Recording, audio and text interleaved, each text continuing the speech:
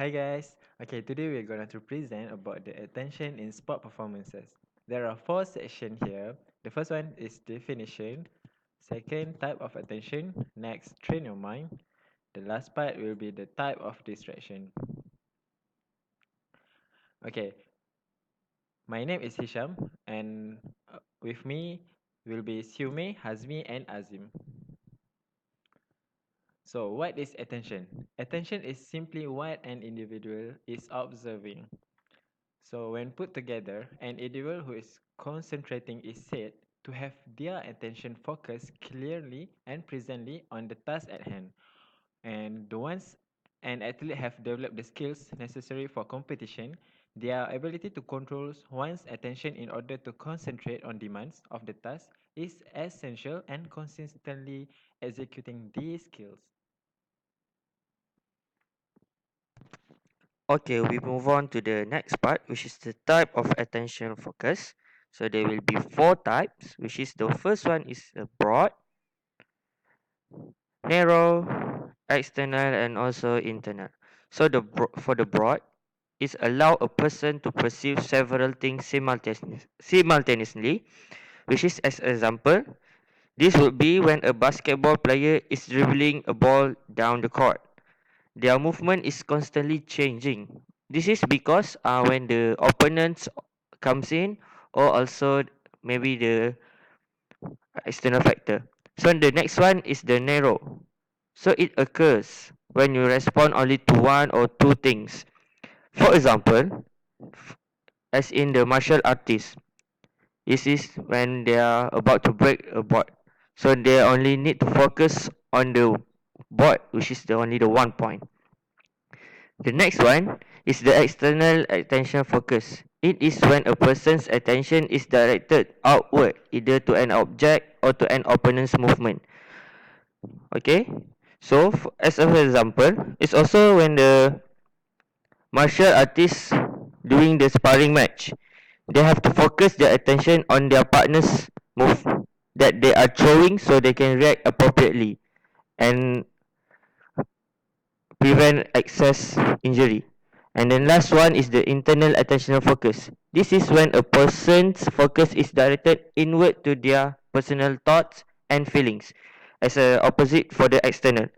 As example, when the martial artist doing the sparring match, there will be external, the internal factor that will disturb them, which is the instructor or the coaches that always remind them if they make any mistake, they will be punished or something like that. And that's all from me. I pass to Azmi.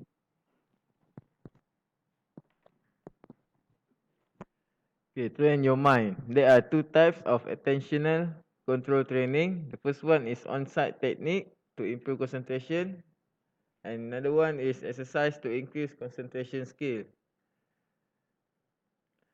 Okay, there are three things that you can do for on-site technique. The first one is use triggers. We need to use triggers or word or action to keep focus. For example, football coach will say to his player, watch the ball, and his player will move all of their attention to the ball. Second one is prepare for upcoming event. Make sure that we know all the detail on each section of skill. For example, kayaker focus on how to pedal better in each section. The third one is practice eye control. We must make sure our eyes do not wander to the irrelevant issues.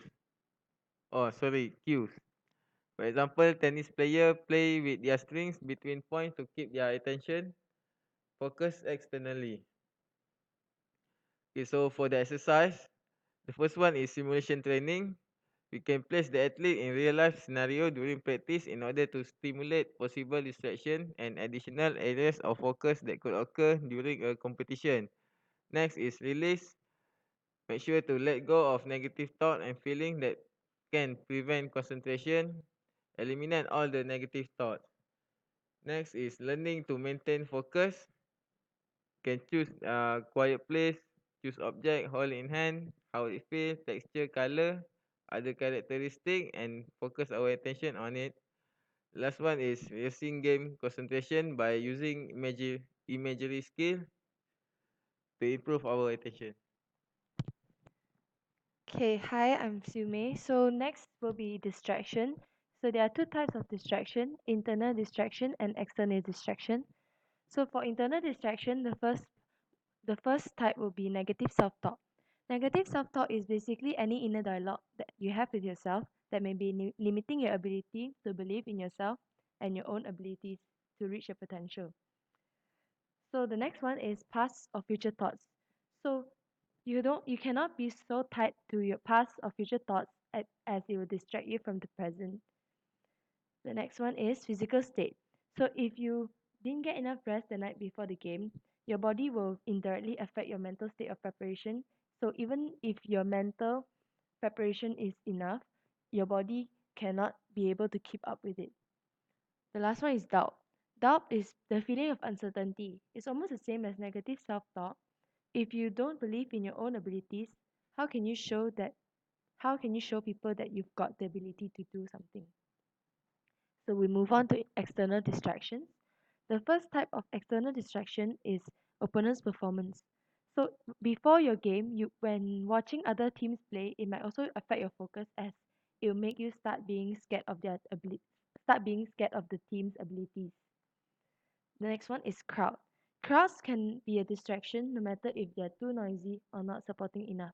If they're too noisy, it may make you lose focus, and if they're not supporting enough, it may decrease your motivation.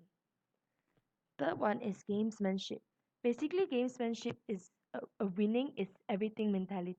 If your opponents practice gamesmanship, it will be hard for you to maintain a good focus in order to perform well, as you may be frustrated about how extreme they're going in order to score a goal or to get more points. So the last one is pressure from coach. When in the heat of the game, some coaches may start giving different instructions at the same time, which causes athletes to lose focus as they won't know which instructions to actually follow. So that's all for distractions. That's all from us. Thank you very much.